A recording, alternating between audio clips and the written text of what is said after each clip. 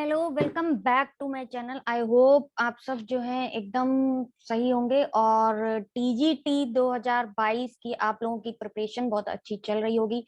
तो most of the student जो है सारी चीजें एक बार पढ़ चुके होंगे। तो ये चैनल आपको सिर्फ और सिर्फ प्रैक्टिस पर बेस्ड है। आपने कितना पढ़ा है अभी तक, सिर्फ और सिर्फ प्रैक्टिस। एक बार रिकॉल करो, दो बार, 3 टाइम्स, 4 टाइम्स, 5 टाइम्स आपको रिकॉल करना है और आपको केवल पढ़ते जाना है। तो सबसे पहले यहाँ पर हम देखते हैं एक्टिव वॉइस के कुछ इंपॉर्टेंट पॉइंट्स हैं जिनसे रिलेटेड आपकी एरर आ सकती है, और वो कुछ ही पॉइंट्स है जो आपको माइंड में लिखने की जरूरत है। If you don't have the आप इनको if you don't have the note it first.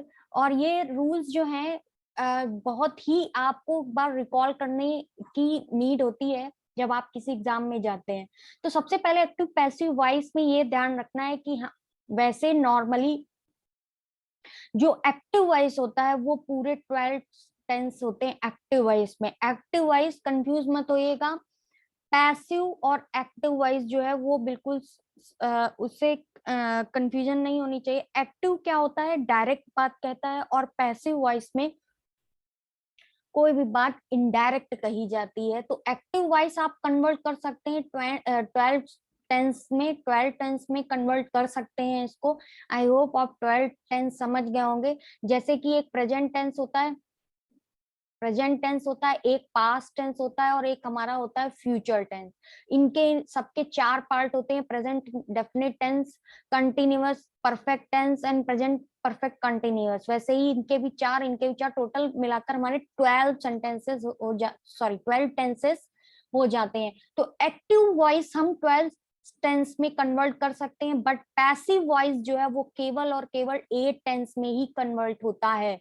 तो ये हमारा फर्स्ट पॉइंट है जो हमको बहुत ही ज्यादा माइंड में रिमाइंड रखने की जरूरत है कि एक्टिव वॉइस केवल 8 टेंस में ही कन्वर्ट होता है। किसमें कन्वर्ट होता है? 8 टेंस में ही केवल कन्वर्ट होता है। ठीक है, 8 टेंस में केवल ओनली 8 टेंस कन्वर्टेड। कौन कौन से कन्वर्टेड नहीं होते हैं ये जान लेते हैं। Present present perfect continuous, present perfect continuous tense इसका, और past past perfect continuous. Next आता है फ्यूचर परफेक्ट कंटिन्यूअस टेंस, और ये आता है हमारा फ्यूचर इम्परफेक्ट। फ्यूचर इम्परफेक्ट मतलब कि फ्यूचर कंटिन्यूअस। ओनली जो फ्यूचर कंटिन्यूअस होता है वो फ्यूचर कंटिन्यूअस टेंस जो होता है वो फ्यूचर इम्परफेक्ट, फ्यूचर कंटिन्यूअस। तो ये हमारे 4 जो टेंस होते हैं, इनका 3 के पूरे परफेक्ट कंटिन्यूअस हो गए और एक चौथा हो गया फ्यूचर इम्परफेक्ट टेंस। तो ये हमारा हो गया है। तो 4 सेंटेंस जो हमारे होते हैं इनके हमारा क्या होता है, इनका हमारा जो है नहीं बनता है। क्या नहीं बनता है? पैसिव वॉइस इनका नहीं बनता है। किस किस का नहीं बनता है? प्रेजेंट परफेक्ट कंटिन्यूअस और पास्ट पास्ट परफेक्ट कॉन्टिन्यूअस और future perfect continuous, future perfect continuous and future imperfect यानी कंटिन्यूअस टेंस का जो है हमारा क्या नहीं बनता है? पैसिव वॉइस स्ट्रक्चर कन्वर्ट नहीं होता है इनका, ये ध्यान में रखना। और नेक्स्ट, ये केवल एग्जाम के चलने से पहले, एग्जाम देने के पहले पहले केवल ये चीजें रिवाइज करने वाली हैं, दैट्स इट। इसीलिए सिंपल सिंपल पॉइंट में ही है केवल। पैसिव वॉइस में ऑब्जेक्ट को जो है वो मेन लीड पर ऑब्जेक्ट होता है। किसमें? पैसिव वॉइस में मेन लीड पर कौन होता है? ऑब्जेक्ट होता है। तो इसी वजह से जो इंट्रांजिटिव वर्ब वाले वाक्य होते हैं ना, जो इंट्रांजिटिव वाले वाक्य होते हैं उनका क्या नहीं बनता है? इंट्रांजिटिव वर्ब वाले जो सेंटेंस होते हैं उनका पैसिव वॉइस नहीं बनता है, उनका पैसिव वॉइस नहीं बनता है। रीजन यही होता है, क्यों? क्योंकि उसमें ऑब्जेक्ट को मेन लीड पर रखा जाता है। ये ध्यान रखना कि इंट्रांजिटिव वर्ब वाले अगर कोई भी सेंटेंस दिए होंगे तो उसमें पैसिव वॉइस नहीं बनेगा। और हमने बताया है कि इंट्रांजिटिव वर्ब जो है वो कैसे हम पहचानते हैं? वर्ब से व्हाट वर्ड लगाकर अगर हम पूछते हैं तो हमें पता चल जाता है कि ये सेंटेंस इंट्रांजिटिव है या नहीं है। I hope you got my point. So move to next slide. And third point mention here. And third point is, अगर suppose that एक ये word लिखा है please sit down, अब आप कहेंगे कि इसमें तो ये इंट्रांसिटिव है, तो इसको पैसिव वॉइस में कैसे चेंज करेंगे? बट यहाँ पर चेंज हो जाएगा। उसकी वजह क्या है कि प्लीज यहाँ पर एक एडवर्ब है, प्लीज, यहाँ प्लीज सिट डाउन, प्लीज यहाँ बैठिए। तो ये जो बैठिए है इसके लिए प्लीज यहाँ पर क्या है, प्लीज यहाँ पर एक एडवर्ब है। तो प्लीज और काइंडली सिट का प्रयोग जो है, प्रयोग एक बेयर इन्फिनेटिव की तरह, प्लीज, प्लीज, काइंडली, तथा जो सिट होता है ना, और जो सिट का प्रयोग होता है बेयर इन्फिनेटिव की तरह होता है। बेयर इन्फिनेटिव हमने लास्ट लेक्चर में बताया है आपको। बेयर इन्फिनेटिव दो तरीके से हो सकते हैं। एक होता है जिसमें टू होता है, वो इन्फिनेटिव होते हैं, जैसे टू गो, तो ये टू यूज हो रहा है तो ये इन्फिनेटिव है। और एक होता है विदाउट टू, तो जो विदाउट टू यूज होते हैं उनको कहते हैं हम बेयर इन्फिनेटिव। ठीक है, इसलिए इस सेंटेंस को हम बना सकते हैं। और ऐसे वाक्यों में भाव के अनुसार हम लगाते हैं, जैसे कि पता है जैसा भाव निकल रहा हो, एडवाइज लगा देंगे या सजेस्टेड लगा देंगे, रिक्वेस्टेड लगा देंगे, वट जो भी सेंटेंस में आपका फीलिंग निकल के आ रहा हो वो यूज कर दिया जाएगा। ठीक है, चलिए नेक्स्ट सेंटेंस आते हैं कि जो हमारा इंपरेटिव सेंटेंस होता है, जो हमारा इंपरेटिव सेंटेंस होता है, इंपरेटिव सेंटेंस जो होता है उसका जो एक्टिव पैसिव वाक्य होता है उसमें यू शब्द जो है वो हाइड होता है। ध्यान रखिएगा बात, यू शब्द हाइड होता है इंपरेटिव सेंटेंस में। नेक्स्ट आता है कि इंपरेटिव सेंटेंस के जो इंपरेटिव सेंटेंस का जब हम पैसिव वॉइस बनाते हैं, when we make passive voice of imperative sentence, then we use, जैसे कि एक एग्जांपल से समझते हैं, लिखा हुआ है do not insult the poor, do not insult the, क्या लिखा हुआ है, ये एक सेंटेंस हमने लिखा है यहाँ पर, do not insult the poor. तो अब यहाँ पर ये जो सेंटेंस लिखा है, यहाँ पर ये जो सेंटेंस लिखा हुआ है do not insult the poor, ये सेंटेंस जो है इसका अब हम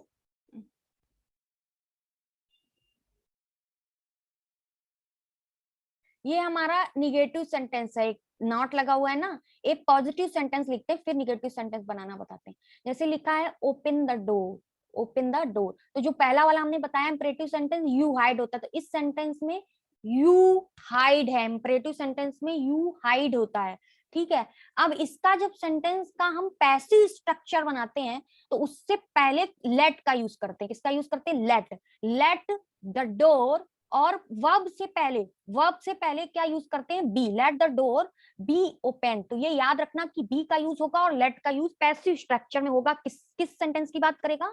इंपरेटिव सेंटेंस की बात करेगा तब। ये रूल ध्यान रखना, लेट और बी यूज होगा। अब आते हैं इस निगेटिव सेंटेंस में कि जब निगेटिव सेंटेंस होगा तो इसका बनेगा let the poor not be, यानी बी से पहले नॉट का यूज हो जाएगा, नॉट बी इंसल्टेड। ठीक है, बी से पहले नॉट का यूज हो जाएगा। ये सिर्फ एक माइंड में रिकॉल करने के लिए बताया जा रहा है कि let the poor be open. ठीक है, बी और लेट का यूज हो जाएगा, नॉट में बी से पहले नॉट का यूज हो जाएगा और सेंटेंस आपका बन जाएगा निगेटिव सेंटेंस इंपरेटिव का, और पॉजिटिव सेंटेंस जो होगा उसका क्या बोलते हैं इंपरेटिव सेंटेंस का, तो बन जाएगा। तो ये हमारे कुछ इंपॉर्टेंट पॉइंट्स थे जो कि रिलेट करते थे हमारे एक्टिव पैसिव वॉइस से, जिसको कि हमारा जानना बहुत जरूरी था। हमने लास्ट लेक्चर में पढ़ा था इन्फिनेटिव, तो इन्फिनेटिव में हमने पढ़ा था इन्फिनेटिव में हमने पढ़ा था इन्फिनेटिव क्या होते हैं? नॉन फाइनाइट वर्ब में आते हैं। नॉन फाइनाइट वर्ब में क्यों आते हैं? क्योंकि नॉन फाइनाइट वर्ब वह वर्ब होती है जिस सब्जेक्ट के फॉर्म के अकॉर्डिंग वर्ब में चेंज नहीं होता है, जिससे कि टेंस का जो सब्जेक्ट के फॉर्म के अनुसार वर्ब पर कोई फर्क नहीं आता, और जिससे कि टेंस में भी फर्क नहीं आता है।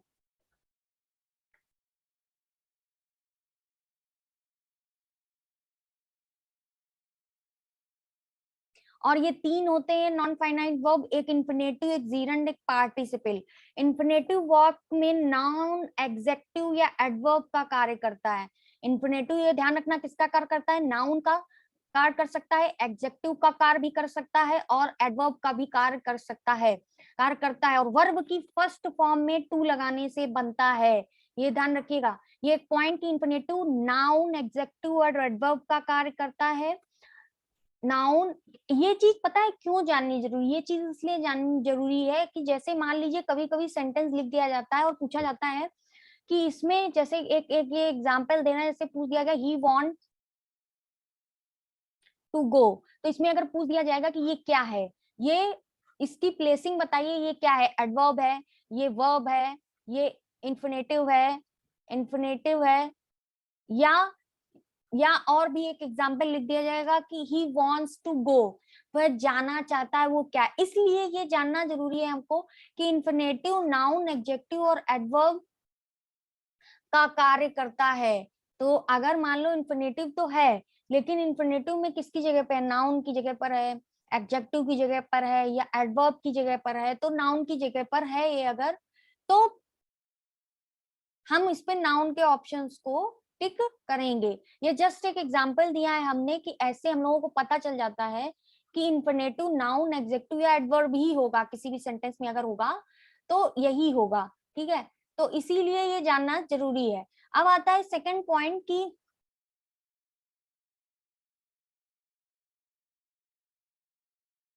इन्फिनेटिव और जीरंड में यही है कि इन्फिनेटिव वर्ब की फर्स्ट फॉर्म को यूज करता है, और जीरंड जो है वर्ब की फोर्थ फॉर्म को यूज करता है, यानी कि आईएनजी फॉर्म को, ठीक है?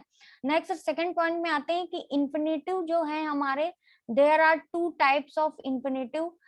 सबसे पहला हमारा आता है सिंपल इन्फिनेटिव, सबसे पहला हमारा आता है सिंपल इन्फिनेटिव, ठीक है? और सेकंड हमारा आता है जीरंडियल, जिरंडियल इन्फिनेटिव, जिरंडियल इन्फिनेटिव। और इन्फिनेटिव टू यूज करके भी बनते हैं, और बेयर इन्फिनेटिव मतलब विदाउट टू भी हम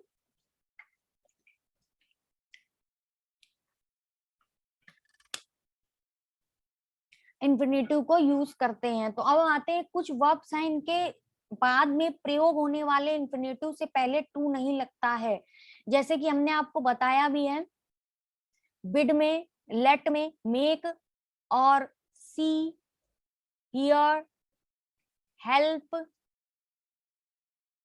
डेयर और नीड। इनके इनके पहले क्या होता है? इनके पश्चात जो भी इन्फिनेटिव से पहले टू नहीं लगता है, इन्फिनेटिव से पहले टू नहीं लगता है। तो सिंपल इन्फिनेटिव वाक्य में निम्न रूप से प्रयोग हो सकते हैं। सिंपल इन्फिनेटिव कैसे प्रयोग हो सकते हैं? कई तरीके से प्रयोग हो सकते हैं। कैसे? एज अ सब्जेक्ट यूज हो सकते हैं, as a subject, as a object. अब ये तो हमको पता ही है कि इन्फिनिटिव वर्ब का पार्ट है, नॉन फाइनाइट वर्ब का पार्ट है। तो as a subject, as a object use हो सकते हैं। कॉम्प्लीमेंट की तरह भी यूज हो सकते हैं। कॉम्प्लीमेंट की as a subject, as a object, complement की तरह भी यूज हो सकते हैं। और एज अ प्रीपोजिशन की तरह भी गवर्न करते हैं, एज अ प्रीपोजिशन की तरह भी गवर्न करते हैं, केस भी गवर्न करते हैं। अब आता है हमारा, ये तो हमने आपको बता दिया कि ये तरीकों से जो है इन्फिनेटिव यूज होता है। हम्म, इन्फिनेटिव यूज होता है। अब एक हमारा आता है यूज ऑफ जीरंडियल इन्फिनेटिव, ये हमको पढ़ना था, यूज ऑफ जीरंडियल इन्फिनेटिव। तो ये as an adverb modifies adverb और क्वालिफाइज एन एडजेक्टिव। तो ये क्या होता है? Gerundial infinitive as an adverb use हो सकते हैं, एज एन एडवर्ब यूज हो सकते हैं, और एडवर्ब में मॉडिफाइज करता है एडवर्ब को और क्वालिफाई करता है एडजेक्टिव को। एडवर्ब वर्ब को मॉडिफाई करता है एडवर्ब, और क्वालिफाई किसको करता है, एडजेक्टिव को। ठीक है, ये ध्यान रखिएगा। और नेक्स्ट आता है हमारा एज एन एडजेक्टिव भी यूज हो सकते हैं, एज एन एडजेक्टिव भी यूज हो सकते हैं। तो क्वालिफाई एडजेक्टिव में क्वालिफाई करता है, नाउन को क्वालिफाई करता है और सेंटेंस को क्वालिफाई भी करता है। तो अब हम समझते हैं कैसे। कैसे, तो पहले एन एडवर्ब जो है, जो एडवर्ब मॉडिफाइड वर्ब है, जैसे सेंटेंस है हमारा ही केम टू सी मी, तो यहाँ ये जो टू सी है ये क्या है, वर्ब को क्वालिफाई कर रहा है, वर्ब को मॉडिफाई कर रहा है। ठीक है, एडजेक्टिव पे कैसे आएगा, एडजेक्टिव के लिए आएगा, एक सेंटेंस लिखते हैं, this mango is good to eat, ये मैंगो खाने के लिए बहुत अच्छा है। तो ये गुड जो है और ये टू ईट जो है वो एडजेक्टिव को क्वालिफाई कर रहा है, क्योंकि एडजेक्टिव के बाद यूज हुआ है। तो जिरेंडियल इंफिनिटिव जो है वो एडवर्ब को क्वालिफाई मॉडिफाई करता है, एज एन एडवर्ब यूज होता है और एज एन एडजेक्टिव यूज होता है। और हमने पहले ही बताया है कि इंफिनिटिव नाउन एडजेक्टिव और एडवर्ब इन तीनों में ही यूज होता है, नाउन एडजेक्टिव और एडवर्ब इन तीनों में ही इंफिनिटिव यूज होता है।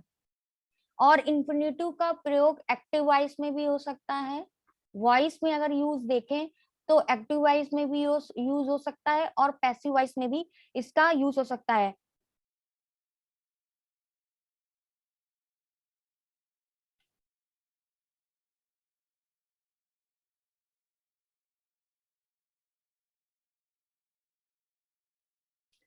पैसिव वॉइस में एक सेंटेंस जो हमारा बनेगा प्रेजेंट का, वो टू बी ईटन जो बनता है वो करेक्ट होगा। एक हमारा जो बनता है परफेक्ट में to have been beaten.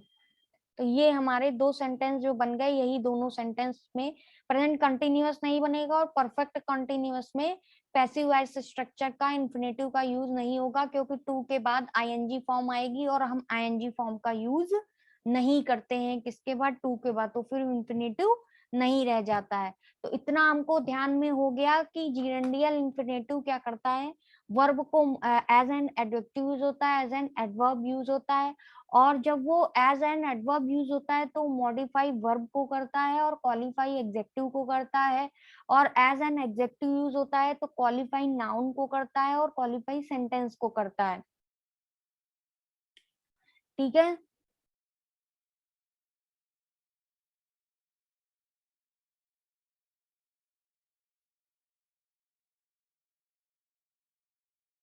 Infinitive का प्रयोग दो सेंटेंस को जोड़ने के लिए भी किया जाता है।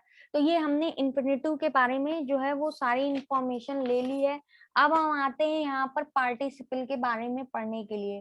किसके बारे में पढ़ने के लिए, हाँ अभी हमने जीरण नहीं पढ़ा था, अभी हमने जीरण नहीं पढ़ा था। एज एरर जीरण में कौन कौन से इंपॉर्टेंट पॉइंट होते हैं, तो जीरण का तो पता ही है, वर्ब की फोर्थ फॉर्म जो आती है जो कि आईएनजी फॉर्म होती है उसको यूज करते हैं। और ये जो है एज अ सब्जेक्ट यूज हो सकता है, अब सब्जेक्ट यूज हो सकता है, जाहिर सी बात है नाउन की तरह यूज हो सकता है, और एज अ ऑब्जेक्ट भी यूज हो सकता है। ठीक है, तो जब जीरन का प्रयोग दो वाक्यों को जोड़ने के लिए होता है तो इससे पहले प्रीपोजिशन आता है, ये पॉइंट याद रखिएगा कि व्हेन, जब जीरन का प्रयोग दो वाक्यों को जोड़ने के लिए होता है, मतलब दो सेंटेंस अगर जोड़ने हो हमको और जीरन का यूज करना हो तो उससे पहले प्रीपोजिशन आता है। तो इससे पहले क्या आता है, प्रीपोजिशन आता है, इससे पहले प्रीपोजिशन आता है। ठीक है, तो ये हो गया पहला पॉइंट। और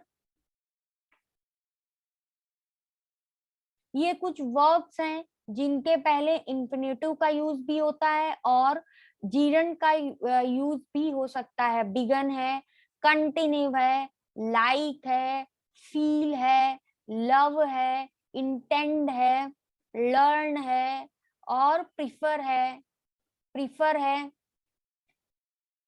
प्रोपोज है और रिमेम्बर है, प्रपोज है और रिमेम्बर है, ट्राई है और स्टॉप। ये कुछ वर्ब ऐसी हैं जिनके साथ इंफिनिटिव और जीरेंड का प्रयोग किया जा सकता है। एक बात ध्यान रखें कि इंफिनिटिव का प्रयोग एक स्पेसिफिक मूवमेंट और स्पेसिफिक एग्जाम्पल का बोध कराने के लिए करते हैं, जबकि जीरेंड का प्रयोग एक नॉर्मल सी बात को बताने का बोध करता है। ठीक है, इन्फिनेटिव के स्पेसिफिक फीचर्स आप बताना हो तो आप इन्फिनेटिव यूज करेंगे, बट एक नॉर्मल फीचर आपको डिक्टेट करना हो देन वी कैन यूज जीरेंड।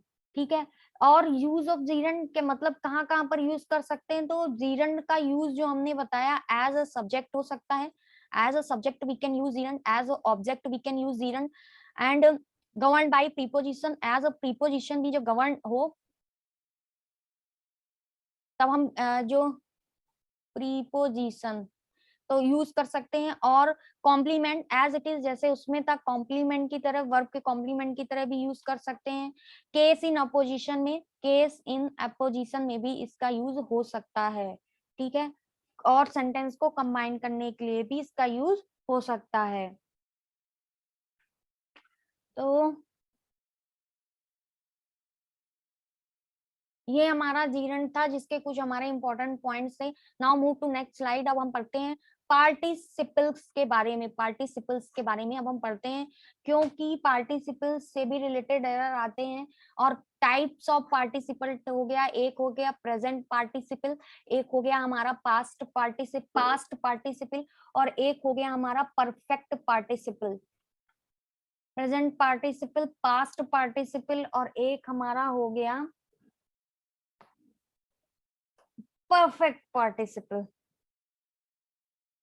तो ये तीन हमारे पार्टिसिपल हैं, जिसमें से हम पहले पढ़ते हैं प्रेजेंट पार्टिसिपल, जिसमें आईएनजी फॉर्म का यूज होता है। ये तो सबको पता है, नाम से ही पता चल रहा है कि ये प्रेजेंट पार्टिसिपल है। और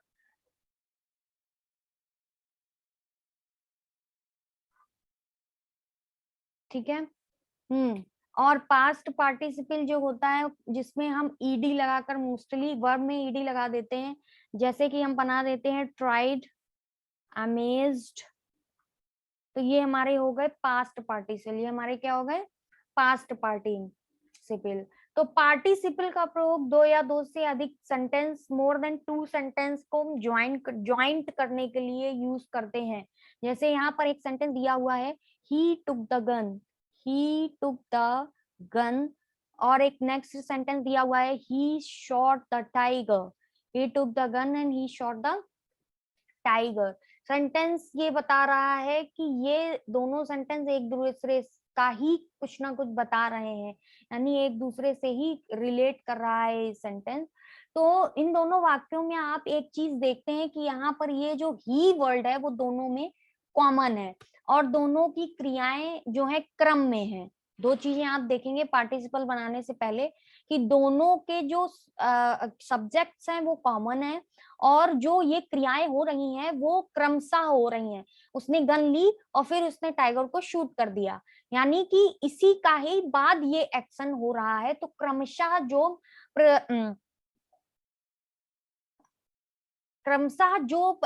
वर्ब के एक्शंस हो रहे हैं वो हमारे पार्टिसिपल को ज्वाइन करने में और हेल्प करते हैं। ठीक है, टुक the gun and shoot the tiger. तो ऐसे वाक्यों को हम जब जोड़ते हैं तो जो क्रिया पहले होती है उसे पार्टिसिपल के साथ रखा जाता है। तो जो क्रिया पहले हुई यानी टुक द गन, तो having taken the gun, having taken the gun, he shot the tiger, he shot the tiger. तो बेसिकली आपने नोटिस किया कि यहाँ पर सब्जेक्ट नहीं लिया गया और दो सब्जेक्ट को नेसेसरी नहीं लिया गया, एक सब्जेक्ट यहाँ पर रखा गया और ये सेंटेंस इसी से ही ज्वाइन करके बना दिया गया। Having taken the gun and he shoot the tiger. इनका कहने का मतलब ये है, जो क्रिया पहले हुई, ये बात ध्यान रखिए कि जब एक क्रिया के पूरी होने के बाद दूसरी क्रिया होगी तो पार्टिसिपल हैविंग का प्रयोग होता है। जब एक क्रिया कंप्लीट हो जाएगी और दूसरी क्रिया होगी तो पार्टिसिपल हैविंग का प्रयोग करते हैं। तो उसका जो कंस्ट्रक्ट किया जाता है सेंटेंस वो किया जाता है having, having plus verb third form लेते हैं एक्टिव वॉइस में। Having plus verb third form ये है एक्टिव वॉइस। और जब इसी का ही हम पैसिव वॉइस स्ट्रक्चर बनाते हैं तो हैविंग प्लस बीन और प्लस वर्ब थर्ड फॉर्म। एक चीज हमने और बताई थी, जब सेंटेंस में बीइंग मिलेगा तो बीइंग किसी भी सेंटेंस में होगा, वो सेंटेंस का स्ट्रक्चर पैसिव वॉइस ही होगा हमेशा, ऑलवेज। वो सेंटेंस का स्ट्रक्चर हमेशा पैसिव वॉइस ही होगा। Having been plus verb third form, ये हमारा पैसिव वॉइस में स्ट्रक्चर होगा, पैसिव वॉइस में स्ट्रक्चर होगा। तो ये पार्टिसिपल समझ में आया कि having plus verb third form use होगी तो सेंटेंस एक्टिव वॉइस में होगा, और having plus been plus verb third form होगी तो हमारा सेंटेंस किस स्ट्रक्चर में होगा, पैसिव वॉइस में होगा। और हर पार्टिसिपल में एक सब्जेक्ट का रेफरेंस होता है। जैसे यहाँ पर having taken the gun, he shoot the tiger में हैविंग क्या है, प्रेजेंट पार्टिसिपल है, और इसका सब्जेक्ट को रेफरेंस वाक्य की जो मेन क्रिया का सब्जेक्ट ही है उससे किया जा रहा है, वही है मेन रेफरेंस जो सब्जेक्ट का है, वही उसी को ही रेफरेंस कर रहा है ये हैविंग वर्ड। कहने का मतलब ये है कि इसमें जो हैविंग प्रेजेंट पार्टिसिपल है और इसके सब्जेक्ट ऑफ रेफरेंस वाक्य के जो मेन क्रिया है उसका सब्जेक्ट जो ही है उसी का रेफरेंस ये हैविंग दे रहा है। एक बात और ध्यान रखें कि पार्टिसिपल के प्रयोग में पार्टिसिपल के लिए उपयुक्त सब्जेक्ट का प्रयोग ना कर प्रॉब्लम दिए जाते हैं। जैसे कि मान लीजिए एक सेंटेंस ये दिया गया, एक ये एग्जाम्पल दिया गया, walking in the field, walking in the field a snake bit him। ठीक है, अब ये सेंटेंस दे दिया गया। अब इस वाक्य में देखिए वॉकिंग क्या है, वॉकिंग एक पार्टिसिपल है, और इसका सब्जेक्ट ऑफ रेफरेंस क्या है, अ स्नेक है। इसका सब्जेक्ट ऑफ रेफरेंस क्या है, अ स्नेक, जो कि गलत है, जो कि एक गलत है, इससे कोई सेंस ही नहीं निकल रहा। दिए गए वाक्य से अर्थ क्या निकल रहा है पता है, अर्थ निकल रहा है मैदान में टहलते हुए सांप ने उसे काट लिया। जबकि हम कहना चाहते हैं कि जब वो मैदान में टहल रहा था तो एक सांप ने उसे काट लिया। ठीक है, मैदान में टहलते हुए उसे सांप ने काट लिया, जबकि हम कहना चाहते हैं कि जब वह मैदान में टहल रहा था तो एक सांप ने उसे काट लिया। तो इस तरीके की प्रॉब्लम बहुत दे दी जाती है एरर में। अब हम इसको शॉर्ट आउट कैसे करेंगे, इस प्रॉब्लम को हम कैसे जानेंगे कि ये वाक्य जो है इसका पार्टिसिपल बन सकता है या नहीं बन सकता है। तो इसके लिए जब हम इस सेंटेंस का पार्टिसिपल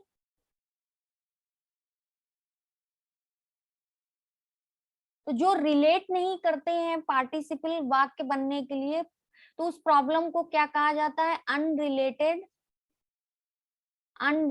पार्टिसिपल कह देते हैं। उसको क्या कह देते हैं, अनरिलेटेड पार्टिसिपल कह दिया जाता है, उसको अनरिलेटेड पार्टिसिपल का प्रॉब्लम कहा जाता है। तो हम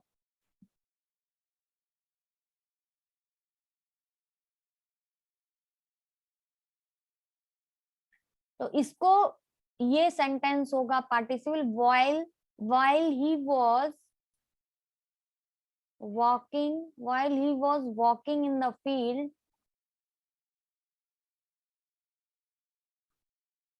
a snake bit him। While he was walking in the field, a snake bit him। ठीक है, और ये भी ध्यान रखें कि जब अब एक ये जो हमारा सेंटेंस है, he was walking in the field,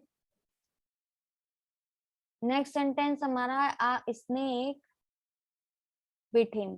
अब यहाँ पर देखिए क्या हुआ, जब एक सब्जेक्ट एक काम कर रहा है, जब एक सब्जेक्ट एक काम कर रहा है तो दूसरा सब्जेक्ट उसी बीच में कोई काम किया, तभी पहले सब्जेक्ट को वाइल के साथ रखा जाता है। जैसा कि ऊपर का सेंटेंस हमारा बता रहा है कि जब एक सेंटेंस एक वाक्य, जब एक सब्जेक्ट एक काम कर रहा है कि he was walking in the field, उसी बीच में दूसरे वाले सब्जेक्ट ने भी, दूसरे वाले सेंटेंस के सब्जेक्ट ने भी काम कर दिया, उसी समय उस सेंटेंस को जब हम बनाएंगे तो वाइल का यूज करेंगे।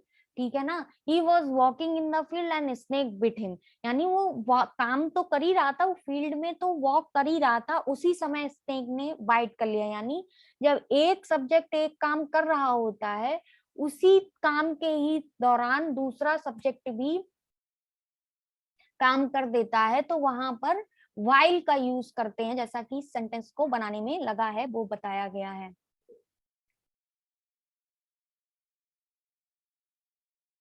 एक चीज और ध्यान रखिए कि जब आपको पार्टिसिपल वाला वाक्य मिले तो आप दूसरे क्लॉज के सब्जेक्ट को मन ही मन पार्टिसिपल के पहले रखकर देखें। जैसे जैसे हमने आपको बताया ना, जैसे मान लीजिए एक ये सेंटेंस दिया है, walking in the field he saw a dead tiger, he saw a dead tiger. अब इस सेंटेंस से क्या पता चल रहा है आपको कि इस वाक्य में पार्टिसिपल जो है वॉकिंग है और इसके साथ कोई सब्जेक्ट नहीं है। वाक्य में मुख्य क्रिया का जो सब्जेक्ट हमको दिख रहा है वो क्या दिख रहा है, ही दिख रहा है। इस वाले सब्जेक्ट में जो हम पार्टिसिपल देख रहे हैं वॉकिंग है, इसका जो है ही दिख रहा है। तो इस ही को वॉकिंग के पहले रखकर देखें कि ही वॉकिंग, ही वॉज, ही यहाँ पर रखकर देखें ही वॉज वॉकिंग मिलता है, अर्थात इस वाक्य में पार्टिसिपल जो वॉकिंग है उसके सब्जेक्ट का रेफरेंस ही है।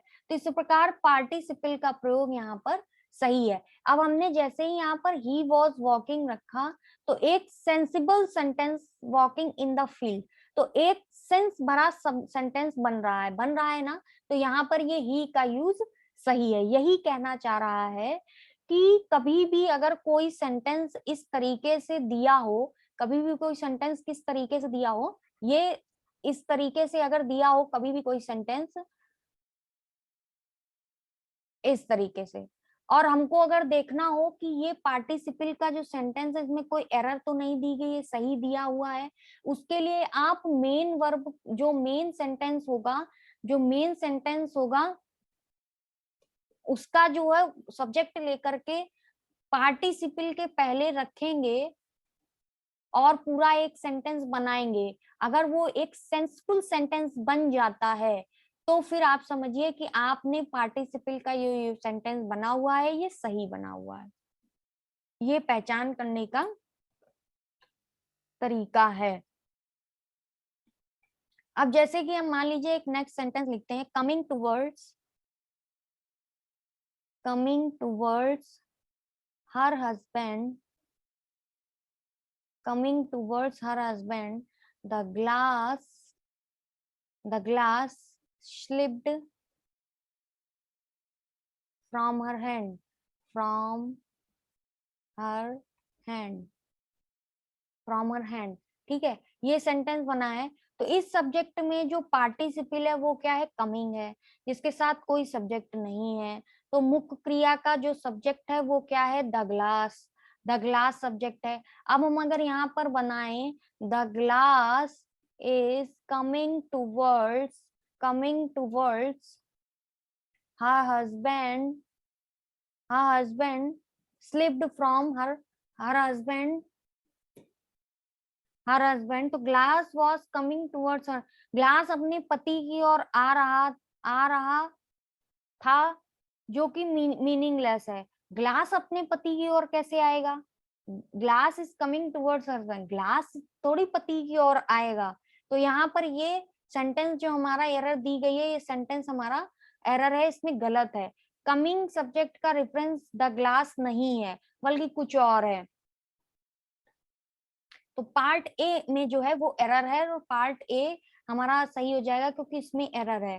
पार्ट डी में जो हर है, देखने से पता चलता है कि जब वह अपने पति की ओर आ रही थी तो ग्लास उसके हाथ से फिसल गया। इस अर्थ को स्पष्ट करने के लिए हमें वाक्य का प्रयोग करना पड़ेगा, और हम वाक्य का प्रयोग कैसे करेंगे ये देखते हैं। हम करेंगे while she was coming towards her husband, the glass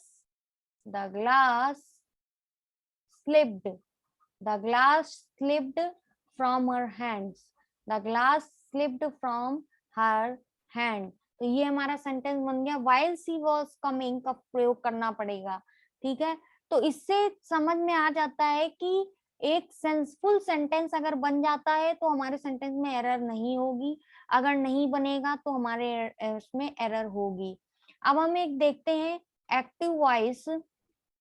active voice में किसी एक्शन की पूर्णता बताने के लिए having plus verb third form का प्रयोग किया जाता है, किंतु पैसिव वॉइस में having plus being plus verb third form का या being plus verb third form का प्रयोग किया जाता है।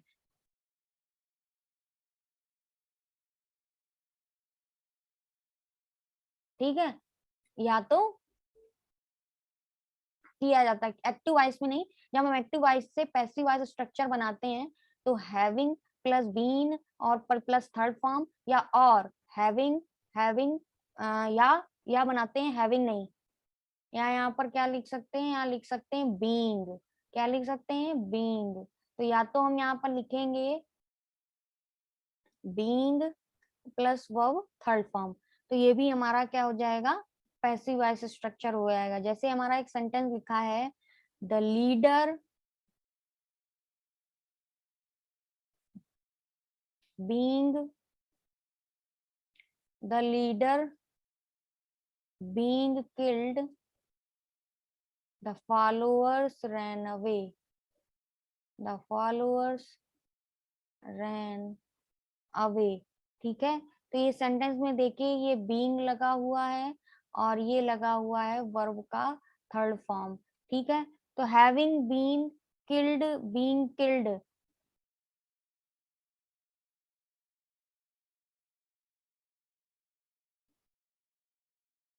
ठीक है, तो दोनों ही सही होंगे। Having been verb third form आ जाएगी तो भी सही होगा, being plus verb third form आ जाएगी तो भी सही होगा।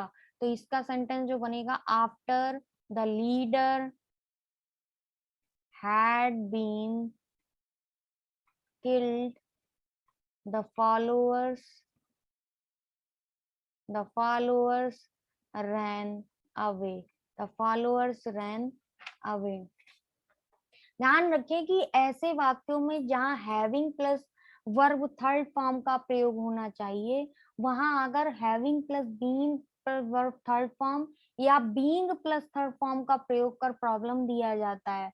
जहां having been third verb third form, being plus verb third form का प्रयोग होना चाहिए, वहां having plus verb third form का प्रयोग करके सेंटेंस को दे दिया जाता है। जैसे हम एक सेंटेंस लिखते हैं यहाँ पर एग्जाम्पल के तौर पे, the sun having been risen, the fog disappeared।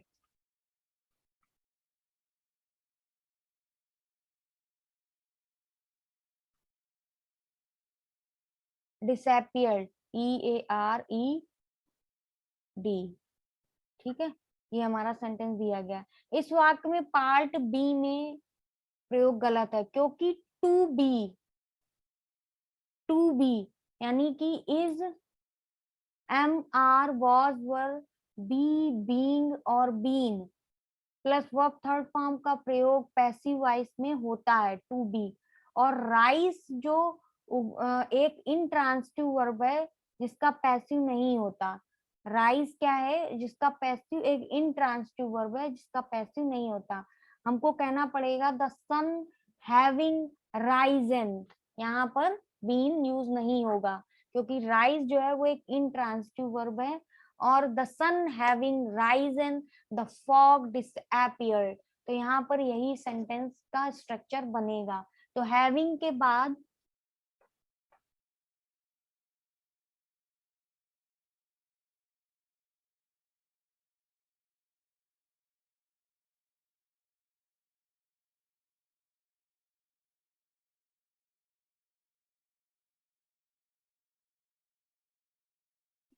कुछ ऐसे हमारे जो सब्जेक्ट और कुछ ऐसे शब्द होते हैं जो सब्जेक्ट ऑफ रेफरेंसेस जो है फ्री होते हैं।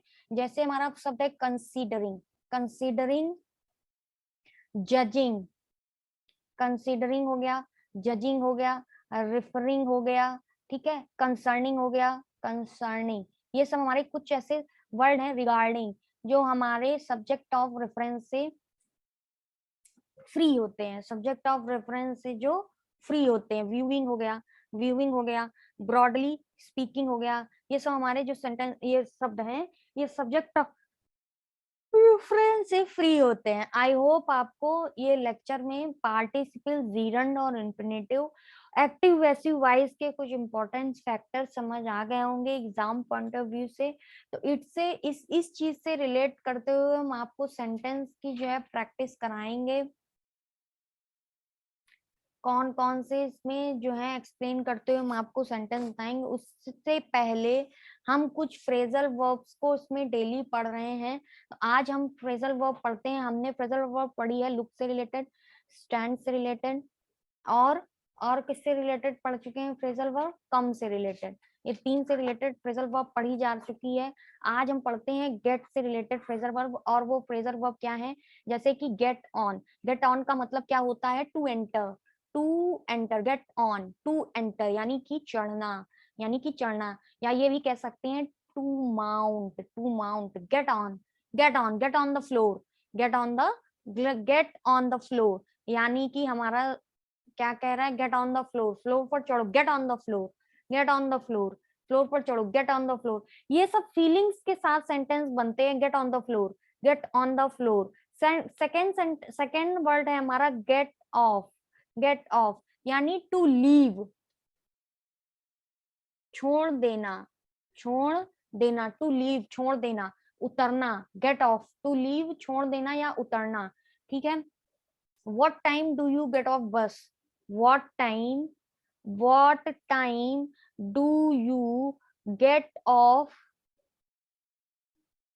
bus? What time do you get off bus?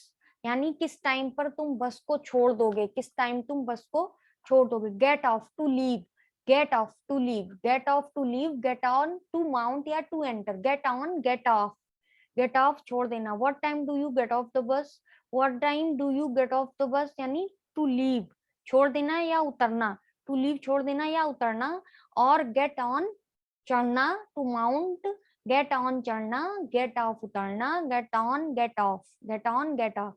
Gate out, everybody knows about that word, क्योंकि सभी इस वर्ड का यूज करते रहते हैं मोस्टली। बाहर करना, गेट आउट यानी बाहर करना। अब ये आउट वर्ड से समझ में आ सकता है, क्योंकि आउट बाहर का मतलब होता है, तो आउट कर सकते हैं। ऑफ का मतलब किसी भी चीज को छोड़ने से ही रिलेटेड होता है। पर्टिकुलर ऑफ वर्ड जो होता है ना, सेपरेटेड हो जाओ आप किसी चीज से, थोड़ा अलग हो जाओ।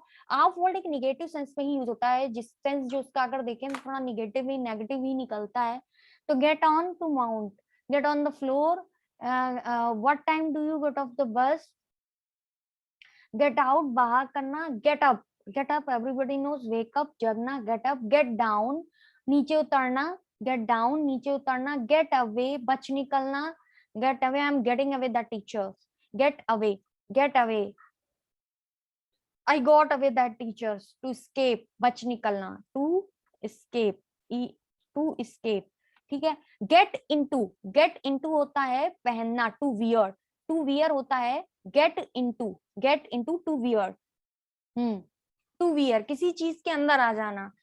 हाँ, गेट इनटू यानी कि टू वियर, गेट इनटू यानी कि टू वियर, गेट इनटू यानी कि टू वियर। तो गेट ऑन टू इंटर। अब एक बार आइज क्लोज करके पढ़ेंगे, get on to enter, to mount या चढ़ना, गेट ऑफ टू लीव यानी कि उतरना, गेट आउट बाहर करना, और क्या था, गेट अप जगना, गेट डाउन नीचे उतरना, गेट अवे टू स्केप करना, get into to wear, wear करना, get into to wear, wear करना। तो आज के लिए ही इतना ही सफिशिएंट है। नेक्स्ट फ्रेजल वर्ब हमारी जो है वो अभी रह गई है ब्रेक, ब्रेक रह गई है, गो रह गई है, गो से रिलेट करके हमारे वर्ड बनेंगे, ब्रिंग रह गई है। ये हमारी इतनी फ्रेजल वर्ब्स जो है बिल्कुल ही आपको पता होनी चाहिए और दसियों बार पढ़ ली जाएंगी, क्योंकि इस चैनल का मतलब ही है दसियों बार किसी चीज को पढ़ पढ़ के, पढ़ पढ़ के, पढ़ पढ़ के एकदम पूरा दिमाग में बैठा लेना है, कैसे नहीं आएगा। अच्छा, एक पॉइंट्स और ये देखिए, कुछ इंपॉर्टेंट पॉइंट्स है, जैसे हम लिखते हैं एवरीबॉडी, नोबडी, एवरीबॉडी, नोबडी और समबडी, ये लिखते हैं।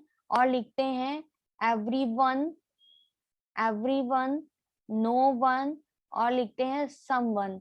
ये दो चीजें हो गई। एक हो गया एवरीथिंग, एवरीथिंग, नथिंग, नथिंग, और हो गया समथिंग। ये तीन हमारी जो है वो हो गई। इनके साथ हमेशा वर्ब सिंगुलर ही यूज की जाती है, इनके साथ हमेशा वर्ब सिंगुलर यूज की जाती है, इसीलिए हमने ये लिखाया है everybody, nobody, somebody, everyone, no one, someone, everything, nothing और समथिंग के साथ वर्ब सिंगुलर का ही यूज करते हैं। बट अगर इनके बाद ऑफ का यूज हो जाए, जैसे ईच ऑफ, जैसे एवरी वन ऑफ, ये यूज हो जाए, जैसे नीदर ऑफ, जैसे नीदर ऑफ, जैसे वन ऑफ, जैसे जैसे हमारा एवरी वन ऑफ हो गया, इनके बाद अगर ऑफ का यूज हो जाए तो उसके बाद हम जो नाउन यूज करते हैं वो हमारी नाउन प्लूरल में होती है, वो हमारी नाउन प्लूरल में होती है, बट वर्ब हमारी तब भी सिंगुलर में रहती है, क्योंकि जो मेन नाउन जो हम वर्ब लगाते हैं वो हम इसके कंपेयर से करके वर्ब का यूज करते हैं। और हमने पढ़ा है कि इन सभी वर्ड्स के साथ सिंगुलर वर्ब का यूज करते, वर्ब सिंगुलर होती है, बट जब ऑफ लग जाता है तो उसके बाद नाउन प्लूरल हो जाती है और वर्ब तब भी सिंगुलर ही यूज होती है, वर्ब तब भी सिंगुलर ही यूज होती है। ये बात पॉइंट याद में रखना। एक नेक्स्ट पॉइंट आता है मैनी, बहुत, फ्यू।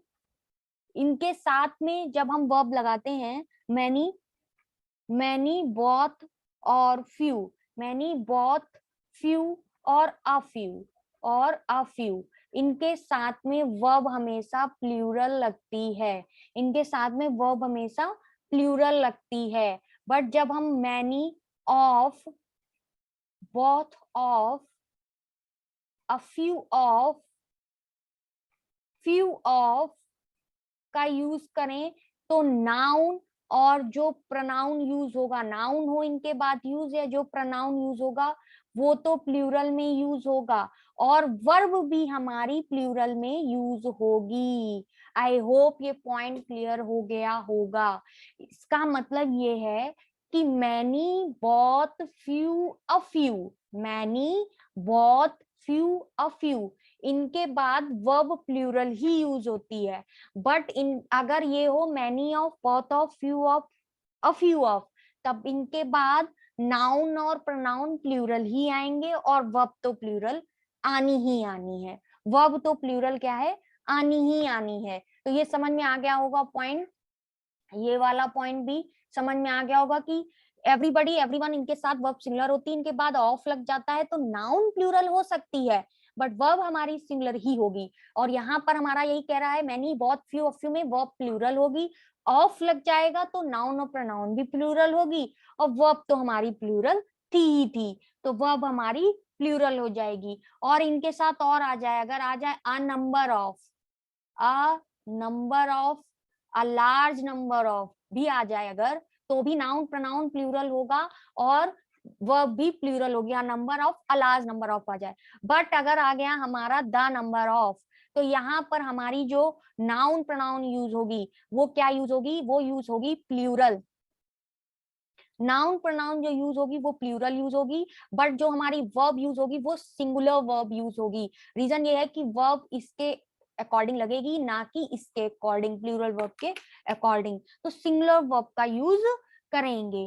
क्योंकि मोस्टली जो ऑफ वर्ड लग जाता है ना, तो उससे पहले जो वर्ड आता है उसके अकॉर्डिंग ही हमारी नाउन और वर्ब यूज होती है, इसके अकॉर्डिंग ही वर्ब यूज होती है। ऑफ से पहले जो वर्ड आता है उसके अकॉर्डिंग ही हमारी वर्ब यूज होती है, उसी को मेन नाउन मानते हैं। अब हमारा अगर आ गया मोर देन वन, मोर than one plus singular noun use होगा, सिंगुलर नाउन यूज होगा मोर देन वन, और सिंगुलर वर्ब यूज होगी।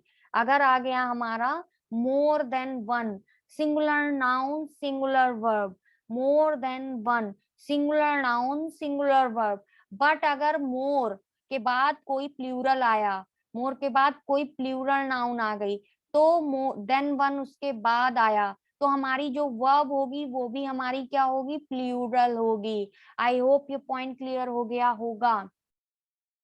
ठीक है भाई, सिंपल सी एक बात है कि एक सेकेंड, हाँ, सिंपल सी एक बात है कि अगर क्या है, अगर सिंगुलर नाउन आई तो उसके साथ हमने क्या यूज किया, सिंगुलर वर्ब यूज की, सिंगुलर नाउन के साथ सिंगुलर वर्ब। ठीक है, ठीक है। अब सिंगुलर नाउन अब प्लस एंड आ गया और फिर प्लस सिंगुलर नाउन आ गया, ये भी समझिए, सिंगुलर नाउन के साथ singular verb, singular noun plus and plus singular noun के साथ में प्लूरल वर्ब, समझिए प्लूरल वर्ब आ गई। अब आता है असिंगुलर नाउन लग गया, असिंगुलर नाउन लग गया अगर, प्लस एंड लग गया और प्लस अ सिंगुलर नाउन यहाँ भी लग गया, तब क्या आएगा, तब भी हमारी प्लूरल वर्ब ही आएगी। और अगर ईच बॉय और ईच गर्ल अगर आ गया तो उसके बाद में सिंगुलर वर्ब ही यूज होगी, क्योंकि ईच के अकॉर्डिंग ही सिंगुलर वर्ब का यूज होगा, सिंगुलर वर्ब का यूज होगा। ठीक है, तो singular verb, singular noun plus and plus singular noun plural verb, आ सिंगुलर नाउन प्लस आप singular noun plus plural verb, and से जुड़ गया तो प्लूरल, एवरीबॉडी एवरीवन एवरीथिंग आ जाए तो क्या होगा, plus singular verb of everyone of each one of none of every one of के बाद नाउन प्लूरल होगी पर वर्ब हमारी सिंगुलर ही होगी। मैनी बहुत फ्यू और फ्यू, इनके बाद जो होगी प्लूरल वर्ब का यूज होगा। अगर मैनी ऑफ आ गया, बहुत ऑफ आ गया, फ्यू ऑफ हो गया, फ्यू ऑफ हो गया और उसके बाद नाउन प्लूरल होगी और वर्ब तो प्लूरल होगी ही होगी। A number of, a large number, the number of आया, उसके बाद वर्ब नाउन तो प्लूरल होगी पर वर्ब सिंगुलर होगी। More than one, singular noun singular verb, more के बाद अगर प्लूरल नाउन फिर देन वन आया तो प्लूरल वर्ब भी यूज होगी। तो जब प्लूरल नाउन होगी तो प्लूरल वर्ब होगी, सिंगुलर नाउन में सिंगुलर वर्ब तो प्लूरल नाउन में प्लूरल वर्ब यूज होगी। ठीक है, आई होप ये चीजें आपको इतनी क्लियर हो गई होंगी। तो फिर ठीक है, मिलते हैं नेक्स्ट इंपॉर्टेंट पॉइंट्स लेकर जो कि आपके एग्जाम पॉइंट ऑफ व्यू से बहुत इंपॉर्टेंट है। तो पढ़ते रहिए और ये मत करिए कि सारा दिन पढ़ाई में घुसे रहिए, पढ़ते रहिए और माइंड को रिलैक्स भी करते रहिए। चलिए ठीक है, थैंक यू।